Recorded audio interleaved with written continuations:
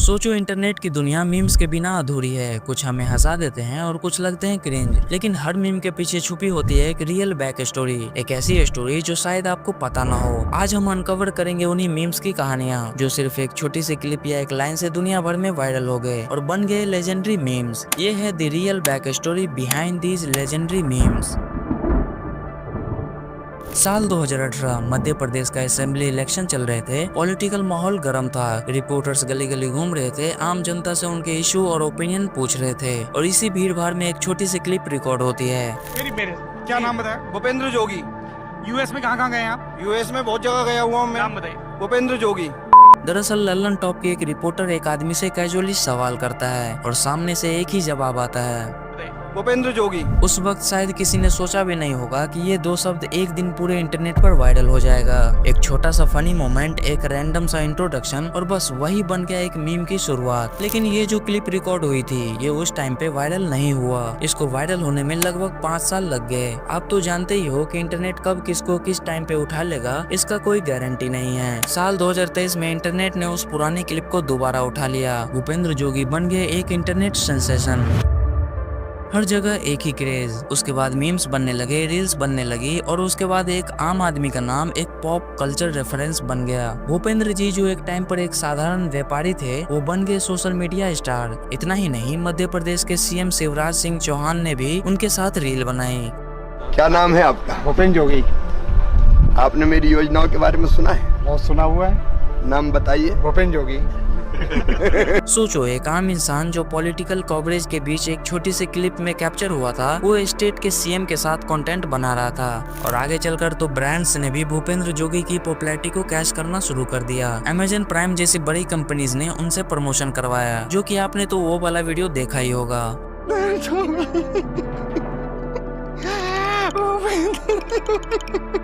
आप क्यों रो रहे हैं इसमें? भूपेंद्र जोगी कहते हैं कि उन्हें खुद उस वक्त पता नहीं था कि उनकी एक छोटी सी बात उन्हें आज इस मुकाम तक ले आएगी। वो बस अपना काम कर रहे थे, पर इंटरनेट की टाइमिंग ने उन्हें एक मीम से स्टार बना दिया। लेकिन जिस साल भूपेंद्र जोगी वाला मीम वायरल हुआ, उसी के ठीक 3 साल पहले 2020 में एक और मीम वायरल हुआ था। बिल्लो बग्गे बिल्लियां दा की करेंगी नी, मेरा मारदा उबाले खून अंग अंग तो हो।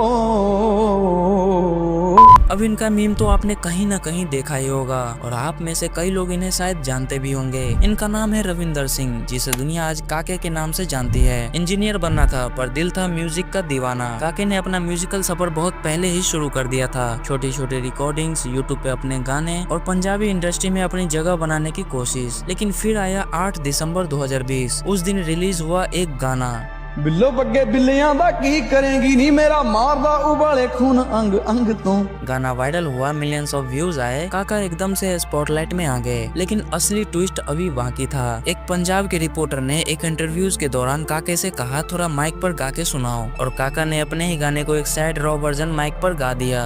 काले जे लिबास दी शकीन कुड़ी, दूर दूर जावे मेरे काले रंग तो। बस फिर क्या था, गाने से ज्यादा वायरल हो गया उसका माइक पर गाया हुआ वर्जन। हर जगह एक ही लाइन घूमने लगी, लो बग्गे बिल्लियां दा की करेंगी, का मतलब है कि भाई की करेंगी बिल्ले तो बग्गियां, बिल्लो दे बग्गियां की करेंगी, किथे जावांगी, क्या खावांगी, बिल्लो दे बग्गियां दे की करेंगी। ये आवाज, ये अंदाज इतना यूनिक था कि इंटरनेट ने उसे मीम बना दिया। 2023 तक ये ग्लोबल मीम सेंसेशन बन चुका था। और फिर आया एक कोलैब, रवि गुप्ता और काका का कोलैब। बहुत लोगों को कॉन्ट्रैक्ट से मेरे हाथ पे देखा। मैं ये गाना जब रिलीज करोगे, गाओगे, तो मैं आपको स्टार से साथ पिला देंगे। मैं बहुत, आप यकीन नहीं हो रहा। एक खाओ गोंड दी मिट्टी दी कसम, जो पूरा इंटरनेट हिलाकर रख दिया। एक तरफ काके का सोलफुल गाना, दूसरी तरफ मीम और कॉमेडी का तड़का, और रिजल्ट एक हिलेरियस मास्टरपीस। सबसे ज्यादा सरप्राइजिंग बात ये थी कि काके ने जो गाना दिल से सैड और इमोशनल मूड में बनाया था, वही गाना दुनिया भर में एक मीम बन गया। लेकिन कहानी यही खत्म नहीं होती। काके के मीम वायरल होने के बाद ठीक 2 साल बाद एक और मीम वायरल हुआ। मंजिल को भुला कर जिया तो क्या जिया, मंजिल को भुला कर जिया तो क्या जिया, अगर तुझ में दम है तो उसे पाकर दिख। दरअसल इस मीम के वायरल होने के पीछे एक कहानी है। इस लड़के का नाम है बॉबी राज, जो एक छोटे से गांव का एक छोटा सा बच्चा था और सिर्फ 8 साल की उम्र में बॉबी मैथ, शायरी और स्पीचेस में कमाल कर रहा था। लेकिन फिर आया साल 2020, बॉबी राज को बुलाया गया जोश टॉक के स्टेज पर। ये जरूर पता था कि पापा की आर्थिक स्थिति बहुत ही खराब थी। जानते हैं, उस समय मुझे खुद पर भी विश्वास नहीं था। अब की बार हम वहाँ उसने अपना जर्नी शेयर किया, अपने स्ट्रगल, अपने गोल्स के बारे में बताया और इसी दौरान उसने एक लाइन बोली, मंजिल को भुलाकर जिया तो क्या जिया।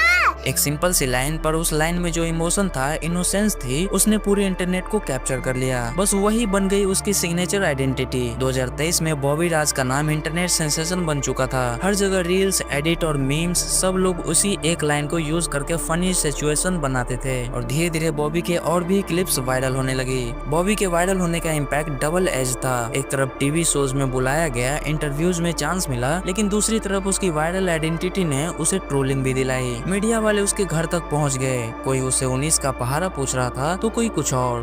चलिए हम बहुत ही छोटा सा बच्चा का सवाल पूछते हैं। 19 का पढ़ा सुनाइए। मैं तो पढ़ा यार, 19 का टेबल फंस गए। और आज 2025 में बॉबी राज स्कूल जाता है, अपना पढ़ाई करता है, पर उसका एक डायलॉग अभी भी इंटरनेट की दुनिया में घूमता है। लेकिन अगला मीम तो इतना ज्यादा वायरल है कि लोग आज भी ट्रोल करने के लिए उसे यूज करते हैं। चलिए हम बहुत ही छोटा सा बच्चा का सवाल पूछते हैं। 19 का पढ़ा सुनाइए।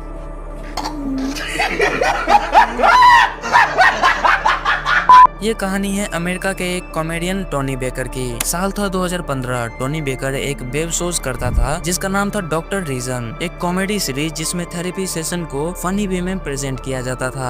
एक एपिसोड में एक क्लाउन के साथ थेरेपी सेशन चल रहा था। सब कुछ स्क्रिप्टेड था, डायलॉग्स लिखे हुए थे, लेकिन फिर हुआ एक अनस्क्रिप्टेड मोमेंट। टोनी बेकर के चेहरे पर आई एक अनकंट्रोलेबल लाफ। वो हंसी जो रोकने की पूरी कोशिश की गई, पर निकल गई एक ऐसे ही तरीके से कि वो बन गए लेजेंडरी मीम्स। उस वक्त 2015 में ये सिर्फ एक सीन था। फैंस ने देखा, थोड़ा हंसा और आगे बढ़ गए। पर इंटरनेट के टाइमिंग का कोई गारंटी नहीं होता। और फिर आया साल 2020। उस सप्रेस्ड लाफ्टर का एक जिफ, एक मीम टेम्पलेट बन गया। और फिर क्या था, ट्विटर, इंस्टाग्राम, टिकटॉक, यूट्यूब, हर जगह सिर्फ टोनी बेकर की वो फनी सप्रेस्ड लाफ। कोई इसको एज ए मीम शेयर करता तो कोई ट्रोलिंग के लिए। टोनी जो पहले से अमेरिका के स्टैंड अप सर्किट में फेमस था, वो मीम्स की वजह से बन गया ग्लोबल फेस ऑफ कॉमेडी। और सबसे आयरनिक बात, टोनी ने दुनिया भर में हंड्रेड्स ऑफ जोक्स लिखे, 1000 शोज किए, लेकिन दुनिया उसे याद रखेगी एक ही चीज के लिए, उस एक आइकॉनिक लाफ्टर। आज भी टोनी बेकर अपने स्टैंड अप टूर्स करता है, नए कंटेंट बनाता है, पर इंटरनेट के लिए वो एक आइडेंटिटी बन चुका है, दैट लेजेंडरी सप्रेस्ड लाफ्टर। लेकिन अगले मीम को तो लोग छपरी मीम्स भी बोलते हैं, जो कि ये है, एल्विश भाई के आगे कोई बोल सकता है क्या? एल्विश भाई! दरअसल धारावी मुंबई का एक लड़का जिसका नाम है आमिर, एक सिंपल सा लड़का जो भीड़ में खड़ा होता तो शायद किसी ने नोटिस भी ना किया होता, पर किस्मत ने उसके लिए कुछ और ही लिख रखा था। साल था 2023। बिग बॉस के घर में एल्विश ने एंट्री लिया था, शो का पहला वाइल्ड कार्ड एंट्री, जो जीता था ट्रॉफी। जब एल्विश जीता तब उसके फैंस सेलिब्रेट कर रहे थे। न्यूज चैनल्स, रिपोर्टर्स और कैमराज हर जगह फैंस के रिएक्शन कैप्चर कर रहे थे। और इसी भीड़ में एक रिपोर्टर एक रैंडम लड़के से माइक पर सवाल करता है और जवाब आता है, अरे एल्विश भाई के आगे कोई बोल सकता है क्या?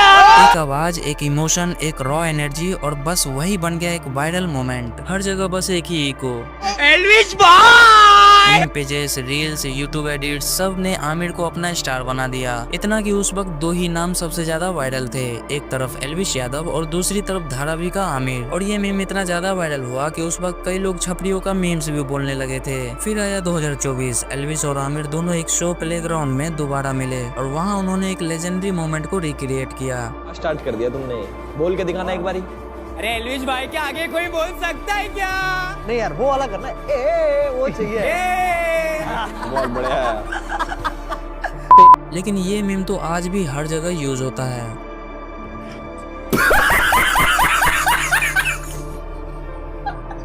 ये कहानी है कनाडा के एक गेमर मुताहर एनएस की। साल था 2012। मुताहर ने अपने यूट्यूब चैनल बनाया सम ऑर्डिनरी गेमर्स नाम से। ये एक गेमिंग चैनल था जहां मुताहर अलग अलग गेम्स खेलता, रिव्यूज करता और अपना रॉ रिएक्शन शेयर करता था। वो एक पैशनेट गेमर था जो अपना पूरा दिन एक रात गेमिंग में बिताता था। लेकिन हर कहानी की तरह इसमें भी एक ट्विस्ट था। साल था 2016। मुताहर एक क्रिंज गेम के वीडियो रिकॉर्ड कर रहा था। गेम्स इतना वियर्ड था कि उसके रिएक्शन और कमेंट्री अपने आप में फनी बन गए। और तब आया वो मोमेंट जब मुताहर के मुंह से निकलती है एक ऐसे आइकॉनिक लाफ जो ना प्लान थी ना ही स्क्रिप्टेड, एक रॉ लाफ जो बन गई उसकी आइडेंटिटी।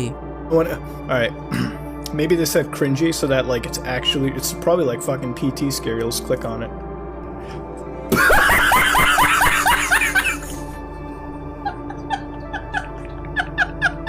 उस वक्त शायद उसने खुद भी सोचा नहीं होगा कि ये हंसी एक दिन इंटरनेट को हिला देगी। और फिर आया 2020। सोशल मीडिया ने उस लाफ को पिक किया और बना दिया try to not laugh edits, remixes और मीम कंपाइलेशन। बस फिर क्या था, ये लाफ बन गए एक ग्लोबल मीम टेम्पलेट। जो मुताहर पहले सिर्फ एक गेमिंग क्रिएटर था वो बन गए एक रिकॉग्नाइजेबल इंटरनेट फेज, एक हंसी जो लोग हर ऑकवर्ड, क्रिंज या फनी सिचुएशन में यूज करने लगे। आज भी मुताहर अपना चैनल चलाता है, गेमिंग और कमेंट्री वीडियोस बनाता है, मिलियंस ऑफ सब्सक्राइबर, एक लॉयल कम्युनिटी। पर इंटरनेट के लिए उसकी पहचान हमेशा रहेगी एक ही चीज, दैट आइकॉनिक लाफ। तो ये थी कहानी उन मीम्स की जो सिर्फ एक छोटी सी लाइन, एक डायलॉग या एक हंसी से दुनिया भर के लोगों को हंसा गए। किसी के लिए एक नया कैरियर बन गया, किसी के लिए एक ट्रोलिंग का रीजन और किसी के लिए बस एक यादगार मेमोरी। लेकिन कहानी यही खत्म नहीं होती। इंटरनेट पर जहाँ लोग रातों रात वायरल हो जाते हैं, वहीं कुछ यूट्यूबर्स ऐसे भी हैं जो रातों रात गायब हो गए। तो आप इस वीडियो पे क्लिक करके उसे देख सकते हो। मैं आपसे उसी वीडियो में मिलूंगा, तब तक के लिए बाय बाय।